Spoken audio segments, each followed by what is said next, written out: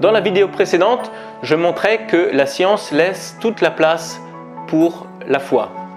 Mais ici, je vais répondre à d'autres questions. Il y a des personnes qui pensent « ouais, la science et la foi sont incompatibles parce qu'elles s'opposent sur un certain nombre de points. » Par exemple, on ne peut pas croire au miracle en tant que scientifique. Eh bien là, je dirais que c'est simplement une question de présupposer. Si on pense qu'il n'y a rien comme cause au-delà du monde observable et du monde naturel, alors forcément, il n'y aura pas de miracle. Mais penser qu'il n'y a rien au-delà du monde naturel et strictement observable n'est pas une conclusion scientifique, c'est un présupposé. Le scientifique ne peut pas statuer s'il existe quelque chose en dehors de son champ d'expertise.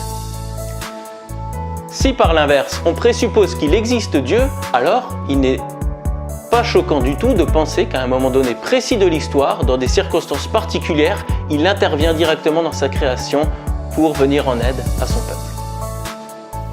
D'autres vont dire oui, mais bon, on ne peut pas quand même croire en tant que scientifique que la Terre a été créée en 6 jours.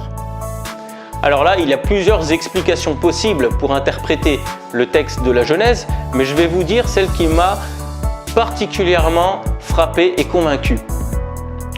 En fait, lorsque l'on observe avec attention le texte hébreu de la Genèse, on se rend compte qu'il est construit de manière extrêmement esthétique, presque poétique. Dans un texte poétique ou dans un texte esthétique, il n'est pas choquant du tout de dire que la Terre a été créée en 6 jours. En plus du nombre de mots soigneusement calculés, nous pouvons voir qu'il y a des parallélismes, des refrains, des jeux de mots, des jeux de sonorités dans le texte hébreu du chapitre 1 de la Genèse. Ce texte contient en plus une symétrie extrêmement travaillée. Observez ceci.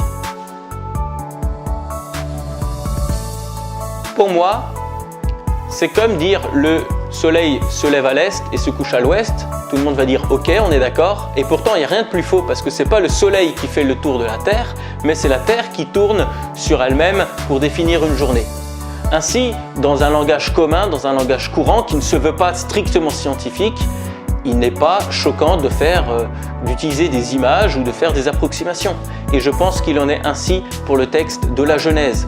Ce qui est important dans le texte de la Genèse, c'est pas de donner une explication du monde scientifique, mais de dire pourquoi le monde est là et quel est son sens et qu'il y a un créateur et que l'homme est créé pour profiter de ce monde en référence à ce créateur.